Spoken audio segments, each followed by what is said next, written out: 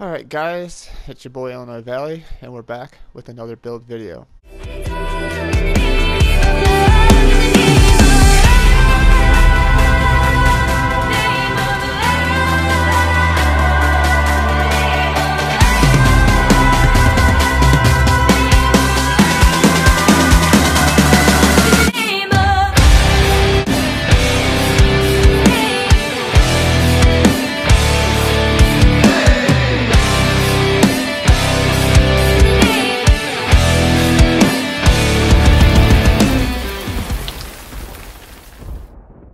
Alright, as you know, in my previous videos, I don't do the OP, max stat, damage, specs, glass can. I don't do any of that. Those aren't my build videos. Those aren't my style. So if that's what you're looking for, you can save yourself the next 20 minutes or so and just click off the video now, because that's not what we're about to talk about at all. This is like a survivability, damage, good sustain build. This is like balanced. This is everything you're going to want in a solo build slash very small scale build. I'm talking like 1, 2, 3, 4 people. And we're not talking like collaboration small scale ball groups. We're talking about hanging out with your friends with a bunch of 1vx builds or solo builds themselves, just out there having fun, because a lot of what you're gonna do to survive is kite, and that doesn't necessarily translate into good group play. So if that's what you're looking for, I got the build for you. So here's the build for BB Rexia. That's right, BB Rexia. Gotta love the names, right? This is a Templar. It's a 2H and bow, and we're gonna go ahead and start with just the stats. So we're just going to do a soft buff here for the weapon damage. So right now we're sitting at 39.29. This is without continuous. And then if we hit our jabs, we're going to be sitting at about 36% crit. Now these aren't super high or super impressive or super OP numbers, but they're going to get the job done. And when you do your combination correctly, you're doing plenty of damage, a lot of crit damage. You're applying a lot of pressure, and you're going to get the job done. Alright, so we're going to do full buff. Now when you do full buff with a Templar, a lot of people will do they'll do this, and then they'll sit in this. Realistically, you're not going to sit in this, so we're going to go ahead and step out of it. So our stats are going to look a little bit like this: 26, 24 as our resistance at 31 crit resist. Like I said, 3,900 weapon damage, about 36% crit. Our stam recovery is going to be sitting at about 2k. Our max stam is about 34k. Our max health in Cyrodiil will be at 24k. And our max mag is cutting it at the bare minimum. Do not run less than this. In fact, if you want to throw a triglyph in on your gear, by all means go ahead if you want to get this magic up. 9k is like the bare minimum, because you do have magical abilities. But if you do it correctly, it's going to be plenty. You just can't spam your abilities. You got to time out what you want to do and how you want to do it. So it really isn't that bad. We're doing 64 points in stam. We're running the warrior. You can run the Mundus Stone for the extra crit damage if you would like. That's up to you. I went ahead and went with the extra weapon damage for my heavy attacks mostly. It's really your playstyle and how you want to do it. I am running dubs. You can run any of the gold foods if you'd like. I am a poor broke PvP player who doesn't have any sort of game when it comes to marketing, so I don't have a ton of gold, so I run dubs. Alright, for our gear, again, this is not for your OP over the top, so we're not running 2 damage sets. On our front bar, we are running a Spriggan's 2H Great Sword with a weapon damage enchant. You can run poisons here if you would like. It's really up to you. I like when this procs, it does a pretty good amount of damage, so I just leave poisons off of it. If you want to put that little extra pressure on your opponent, then absolutely run like Ravaging here if you want to get that extra pressure. On my back bar, I'm running the Potentate's Bow. If you cannot get a Potentate's Bow, you can always run the Deathwind Bow for the extra resistance. But the Potentate's Bow is where you want to be because you want that extra 5% player mitigation. Super nice. And then on your back bar, you can run any sort of poisons you would like. I do like the Escapist poison. It's really nice. I'm not going to read all that. I think if you guys have played this game, you know what this does. On head, we are running Bloodspawn, and shoulders, as we are running as Bloodspawn as well. If you would like to run Troll King here, you can. It's really up to you.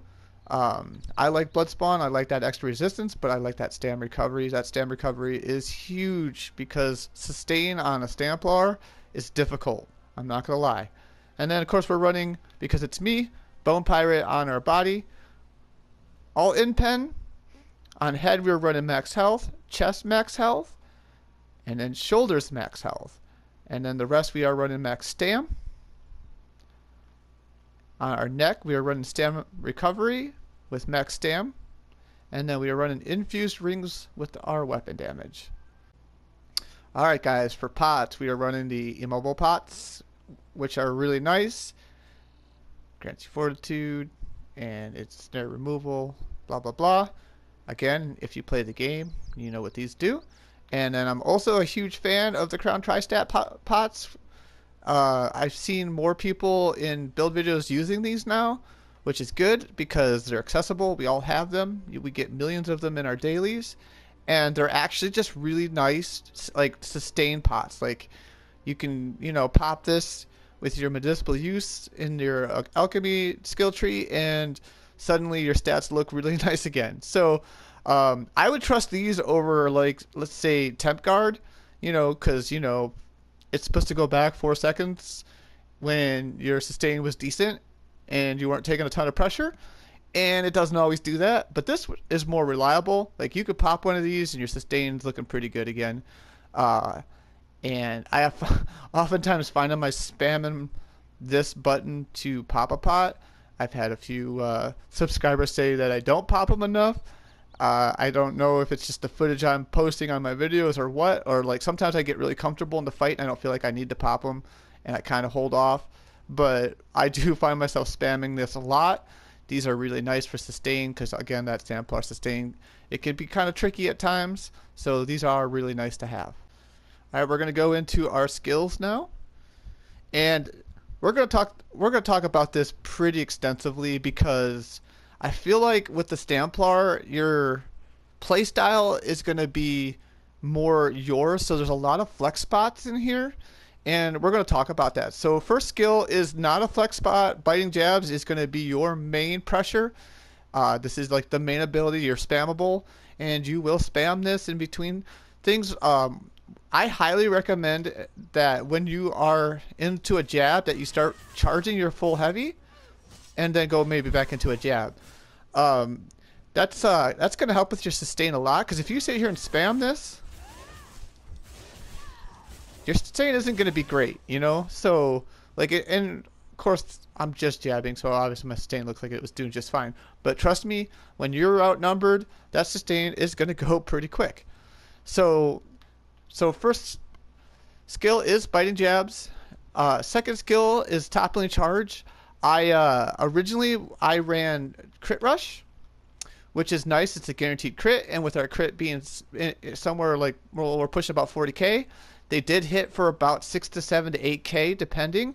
If that person just happened to not be wearing in-pen, I have actually hit somebody as high as 9k. So this is actually a really nice ability, but toppling does have that stun, so that is actually really nice because we don't have a ton of stuns in this build. So we're going to try to get as many stuns as we could possibly get, and it also gives you them off balance, which is super nice. So I did go with toppling. This is a Magicka ability, so we got to remember that we're running 9k. So you, like I said, you can't spam something like this.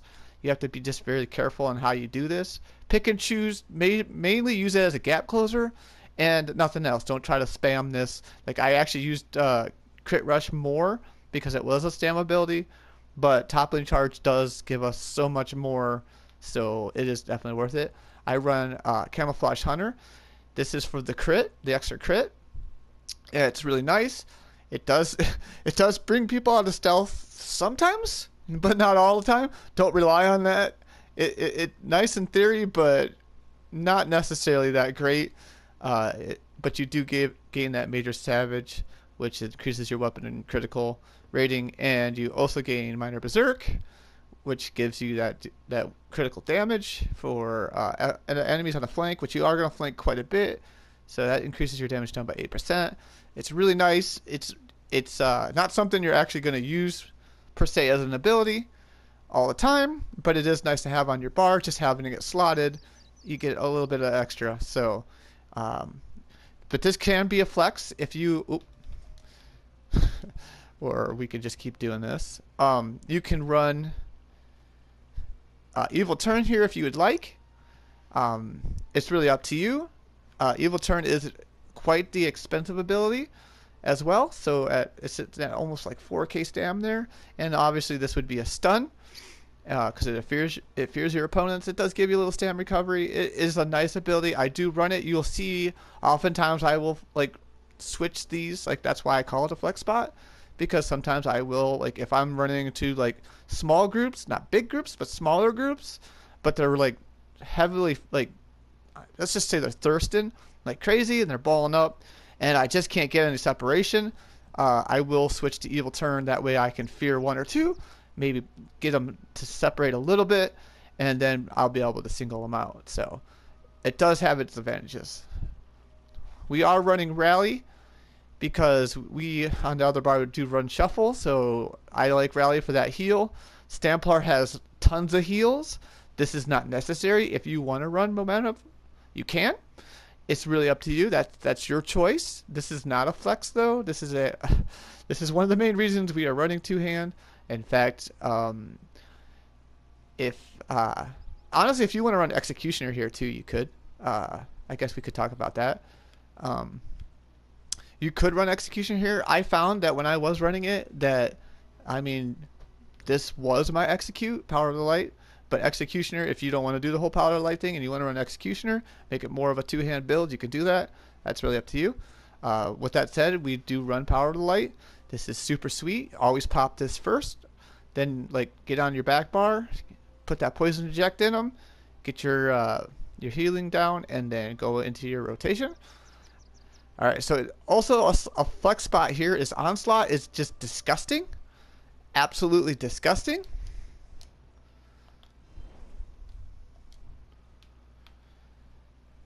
So we're sitting at like a 19k tooltip when we have Rally up, and it ignores your physical and spell resistance. So like, it's gross. However, if you don't want to have cheese on your bar, because there's a lot of elitists out there that say this is cheese and then secretly use it, that's okay. You got your options. You can run Dawnbreaker.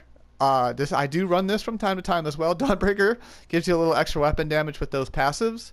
It's not bad, and if you want that cheap ulti in Crescent Sweep, I ran this before too. I like it. It's a nice cheap ulti. It's up almost all the time with Bloodspawn. So this is not a bad option as well. It's really up to you guys on how you want to do it. Again, don't let anybody tell you how to do you. You do you. I'm just giving you guys tips, and if you're curious on how I did it or how I'm doing it, this is why I do these videos. I'm all about you guys doing what you want to do. On our back bar, we are running Temp Guard. This is... Okay, let's be honest. Have I gotten this ability to work in the past? Yes. I've juked some people pretty hard with this ability. When it works, it's like probably one of the funnest abilities you could possibly have. Because it's basically like Shade for a Nightblade, because if you can get this to actually work and it puts you back 4 seconds, we're talking like middle of a tower back to the top, or going up a stairs, popping this and being back at the bottom and being able to come back behind them and burst them. I mean, when it works, it's disgusting. But in all honesty, the main reason why we run this is because when we have it slotted, we get that 8% damage mitigation. This is really nice on our back bar with our higher resistance on our back bar. this is super nice to have.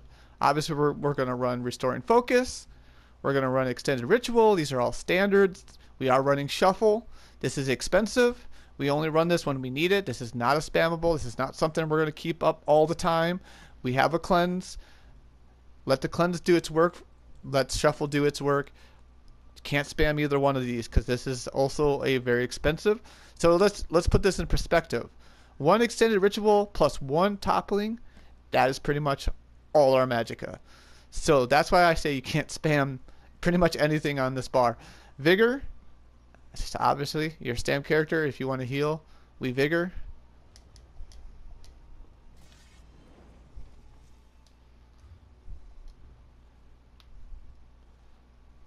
It's not the greatest Vigor tick, but I just wanted to let everybody know that was 14k.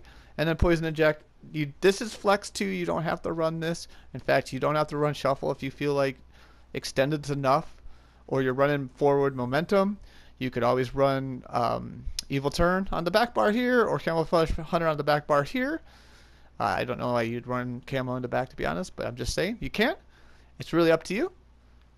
You could put Power to Light on the back bar, and you could put something else on the front bar, because if extra weapon damage or whatever, it's really up to you. You can run Repentance if you'd like instead of Shuffle. It's nice. Sustain is garbage, but you do need dead bodies on the ground. So if you're small scaling and you're running into 1v1s, 1v2s, it's every bit counts, but it's not the greatest. You'll find yourself pretty much ignoring this skill a lot in smaller combat. So it's really up to you which ones you want to run there. So, and that is my back bar. We're going to go ahead and buff up on the back bar real quick just to show you the resistance. It is a little higher on our back bar. So we are at 31 and 29 on our back bar, plus the 5% player mitigation and the 8% weapon mitigation. So as you can see, we are fairly tanky on our back bar. You will stay on your back bar when you're kiting. If you come off your back bar to burst, realize that your resistance are going to go down, and you are a little more squishy, and just keep that in mind. So if you're going to turn around and burst somebody, do it quick. Make up your mind real quick. If you don't feel like you're going to get the kill, get back on your back bar, buff back up, and kite a little. And I'm not saying kite in a 1v1 because we all know that's frowned on. But if it's an outnumbered situation, you got to kite them a little bit, try to get them separated, and that's pretty much what you got to do to survive. And like I said, this is a very balanced build with survivability. Our back bar makes us very, very very tanky, and it's very much survivable, or I don't even know what the word is there. That was definitely not proper English. We'll go into our champion points. Again, this is open for interpretation. You need to decide how you want to do this. I got this more set up for, again, survivability. So we have 61 in Warlord, 31 in Sprinter. This is important. We're not running Race Against Time. So originally I was a Wood Elf, which gave me a little bit of speed.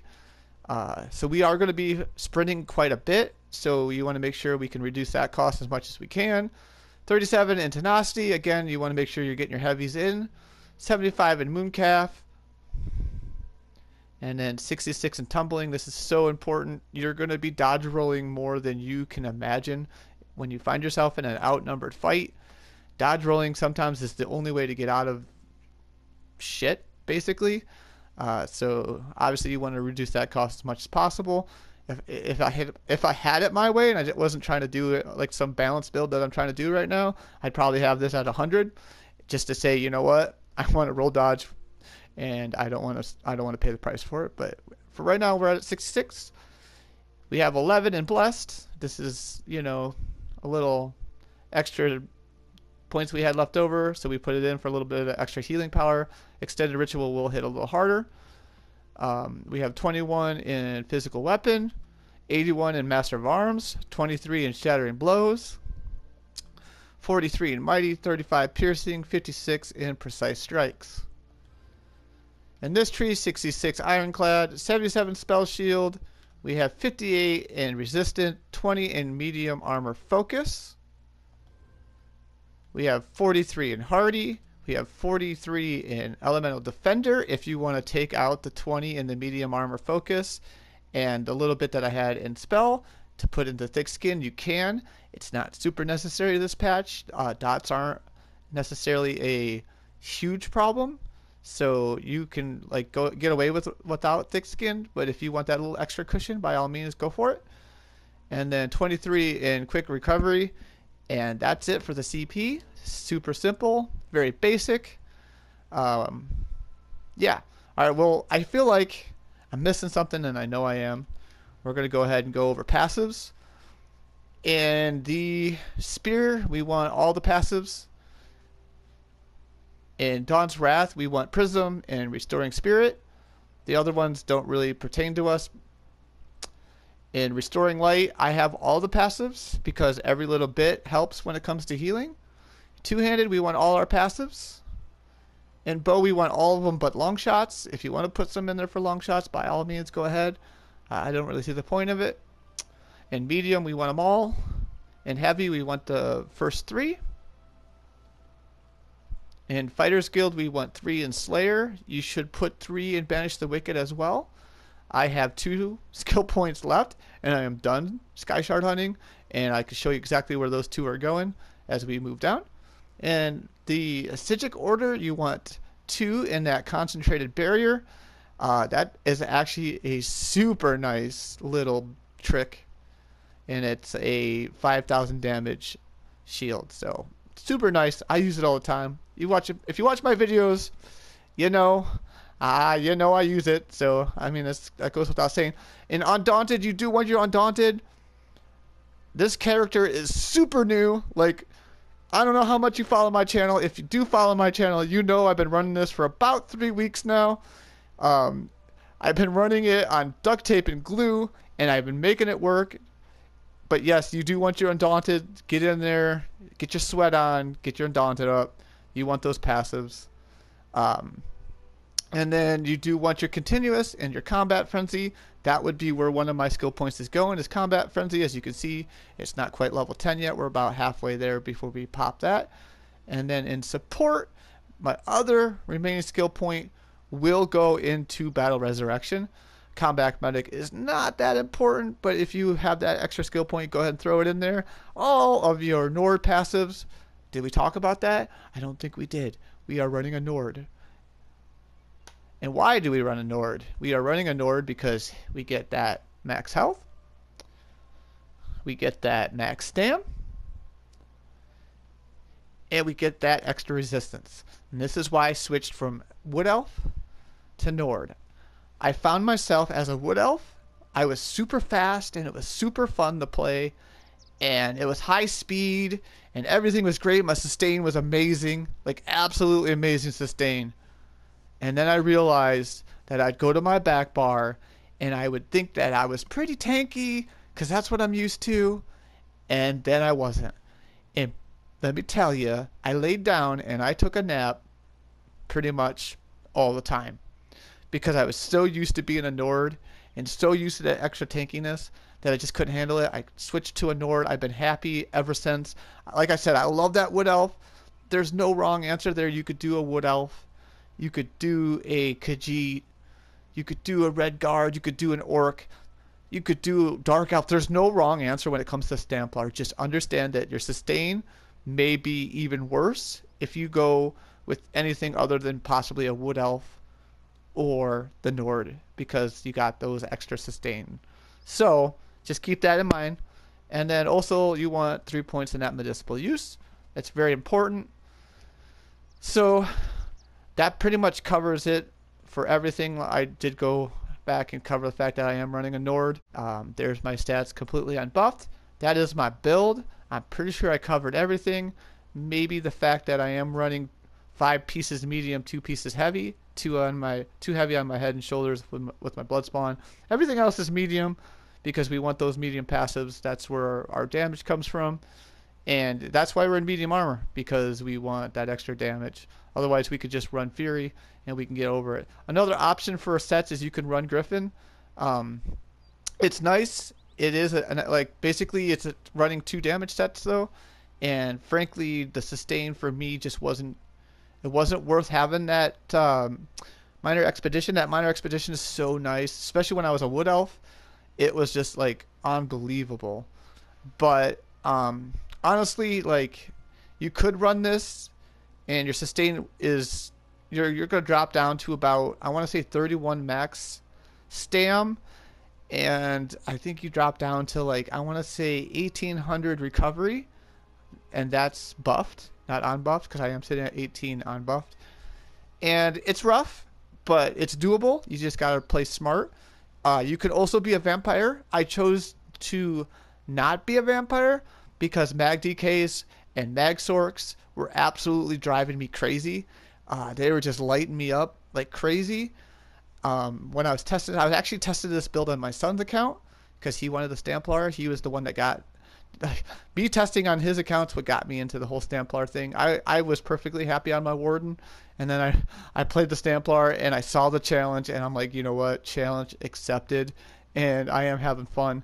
I know it's not very popular right now on my channel, and honestly I don't care. I'm having so much fun with it right now. So we're gonna stick with this for a little bit. When the next patch comes, we probably end up going back to a Warden. If I ever go back to Daggerfall, we all know that pretty much my only choice on Daggerfall would be going back to the Warden. But for right now, I am having so much fun on this Templar, guys. If you guys just want to go out and just absolutely have fun and absolutely just melt people, like when you get your burst down, you're just absolutely gonna melt people. It is absolutely gross. Like I said, you're quick on your toes. You got a little bit of resistance on your back bar. You got a lot of burst on your front bar. You're gonna do some great things, and once you master this, and that's the key. You gotta play it. You gotta master it. You just can't just jump in and be like, oh yeah, I'm gonna be the greatest Templar. I mean, there's a lot of good Templars out there, guys, and this is not an easy one to do. So be up for that challenge. Be ready. And definitely play your playstyle, though. This is just like a guideline to what you can do. You don't have to do it the way I do it. And enjoy. I mean, go out there and have fun. That's what this is. This is a game, and it's meant to have fun. And you can go out there and do whatever you want, man. I can tell you right now that the Templar has many options, and you could go many different routes with it. And it's very versatile, much like the Warden. The Warden is also a very versatile class, which is why I like it. This one, like, again, just as simple as becoming a vampire changes your whole playstyle, because Mistform changes so much. Your recovery is a little better. Your sustain is a little better. Your your low health resistance becomes super tanky. When you're a Nord, it's super tanky. You could potentially run something like Ancient Dragon Guard, where you drop below that 50% health, and then you have that vampire passive, and you have that Potentate bow. And that bow's defending, by the way. I don't know if we talked about that. And you could just absolutely just be disgusting on that back bar. Alright guys, I'm going to wrap it up. I know this is like, I jumped back and forth on this build video. I should have wrote it all down. I really didn't even want to make the build video, but a lot of people are asking questions. Usually when they ask questions, I just want to answer them all in one go. I don't want to have to keep answering and answering and answering. From now on, I can just say, here's the link to my build video. I'm not trying to get views. I'm just trying to answer your questions in one go. So thank you guys for checking it out. I hope you have fun on your Templars. And you know what? Embrace your weirdness, guys. I love you. Thank you for the support. My channel's been doing awesome. We're almost at 300 subs, which is amazing. Thank you, thank you, thank you. You all have a good day. Peace.